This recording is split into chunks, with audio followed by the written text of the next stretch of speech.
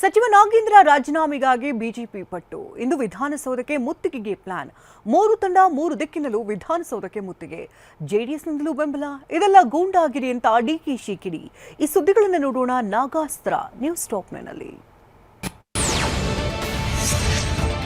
ನಾಗೇಂದ್ರ ರಾಜೀನಾಮೆಗಾಗಿ ಪಟ್ಟು ಹಿಡಿದಿರುವ BJP JDS ನಾಯಕರು ಹೋರಾಟವನ್ನು ತಾರ್ಕಿಕ ಅಂತ್ಯಕ್ಕೆ ಕೊಂಡೊಯ್ಯೋದಕ್ಕೆ ನಿರ್ಧರಿಸಿದ್ದಾರೆ. 2 ದಿನಗಳು ರಜೆ ಇದ್ದ ವಿಧಾನಸಭೆ ಅಧಿವೇಶನ ಇವತ್ತಿನಿಂದ ಮತ್ತೆ ಆರಂಭ ಆಗ್ತಾ ಇದ್ದು ಬಿಜೆಪಿ ಮತ್ತು ಜೆಡಿಎಸ್ ಹೋರಾಟವನ್ನು ಮತ್ತಷ್ಟು ತೀವ್ರಗೊಳಿಸೋದಕ್ಕೆ ಮುಂದಾಗಿದೆ.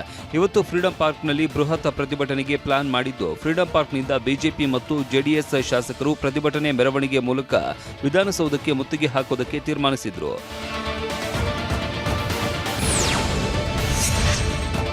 ಸಚಿವ ನಾಗೇಂದ್ರ ರಾಜೀನಾಮೆಗಾಗಿ ಆಗ್ರಹಿಸಿ ಫ್ರೀಡಂ ಪಾರ್ಕ್ನಲ್ಲಿ ಪ್ರತಿಭಟನೆ ನಡೆಸುವುದರ ಜೊತೆಗೆ 3 ತಂಡಗಳಾಗಿ ವಿಧಾನಸೌಧಕ್ಕೆ ಮುತ್ತಿಗೆ ಹಾಕೋದಕ್ಕೆ ಪ್ಲಾನ್ ಮಾಡಲಾಗಿದೆ.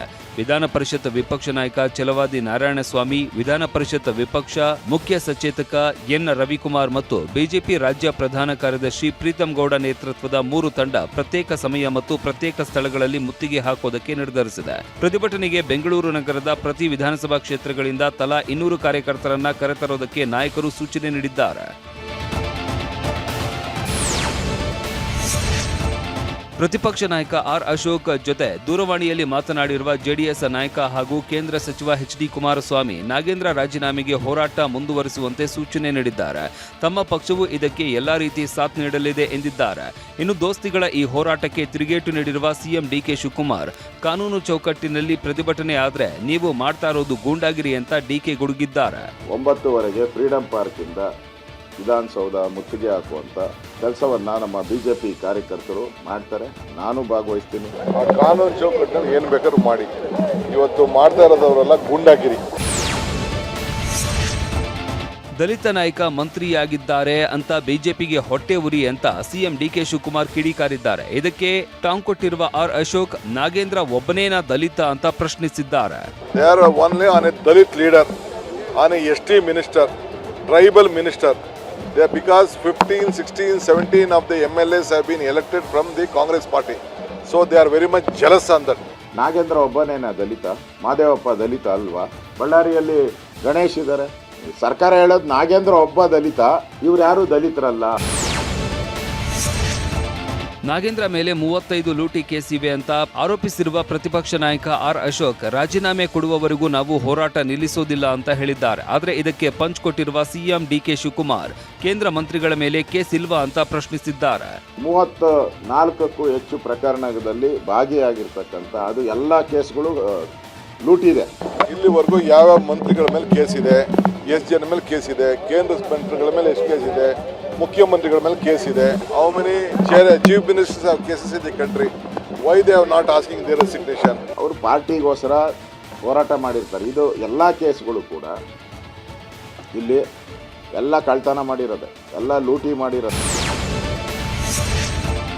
ನಾಗೇಂದ್ರ ಸಚಿವ ಸ್ಥಾನಕ್ಕೆ ರಾಜೀನಾಮೆ ಕೊಡಬಹುದು ಅಂತ ವಿಪಕ್ಷ ನಾಯಕ ಆರ್ ಅಶೋಕ್ ಭವಿಷ್ಯ ನುಡಿದಿದ್ದಾರೆ. ಆದರೆ ರಾಜೀನಾಮೆ ಪ್ರಶ್ನೆನೇ ಇಲ್ಲ ಅಂತಿದ್ದಾರೆ ಕೈ ನಾಯಕರು. ನಾಗೇಂದ್ರ ಅಪರಾಧಿ ಅಲ್ಲ ಅಂತ ಸಮರ್ಥಿಸಿಕೊಳ್ತಾ ಇದ್ದಾರೆ. ಸೋಮವಾರದಷ್ಟೊತ್ತಿಗೆ ನಾಗೇಂದ್ರನ್ ರಾಜೀನಾಮೆ ತೆಗೆದುಕೊಂಡು ಈ ಬರದ ಬಗ್ಗೆ ಚರ್ಚೆಗೆ ಮತ್ತು ನೈಸ್ ಬಗ್ಗೆ ಚರ್ಚೆಗೆ ಮತ್ತು ಬಿಡದಿ ಬಗ್ಗೆ ಚರ್ಚೆಗೆ ನಮ್ಗೆ ಅವಕಾಶ ಸಿಗ್ತೈತೆ ಅನ್ನೋ ಒಂದು ಆಶಾಭಾವನೆ ನನಗಿದೆ. ನಾಗೇಂದ್ರ ರಾಜೀನಾಮೆಗೆ ನಾನಾ ತಂತ್ರಗಳನ್ನ ಹೆಣಿತಾ ಇರುವ ಬಿಜೆಪಿ ಪಾದಯಾತ್ರೆಗೂ ಮುಂದಾಗಿದೆ. ಜಗಳೂರಿನಿಂದ ಬಳ್ಳಾರಿಗೆ 2 ಮಾರ್ಗಗಳನ್ನು ಇಟ್ಟುಕೊಂಡು ರೂಪುರೇಷೆ ಸಿದ್ಧಪಡಿಸ್ತಾ ಇದೆ. ಪಾದಯಾತ್ರೆ ಯಾವಾಗ ಆರಂಭಿಸಬೇಕು ಅನ್ನೋದನ್ನ ಆಗಸ್ಟ್ 26ಕ್ಕೆ ಫೈನಲ್ ಮಾಡಲಿದ್ದಾರೆ. ಈವರೆಗೂ ಪಾದಯಾತ್ರೆ ಬಗ್ಗೆ ಫೈನಲ್ ಆಗಿಲ್ಲ.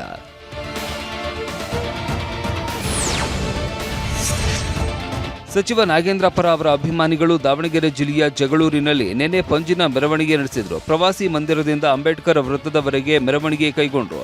ಬೇಕಂತಲೇ ನಾಗೇಂದ್ರ ಅವರನ್ನ ಟಾರ್ಗೆಟ್ ಮಾಡಲಾಗ್ತಾ ಇದೆ. ಬಿಜೆಪಿ ನಾಯಕರು ದಲಿತ ವಿರೋಧಿ ಕೆಲಸ ಮಾಡ್ತಾ ಇದ್ದಾರೆ ಅಂತ ಆಕ್ರೋಶ ಹೊರಹಾಕಿದ್ರು.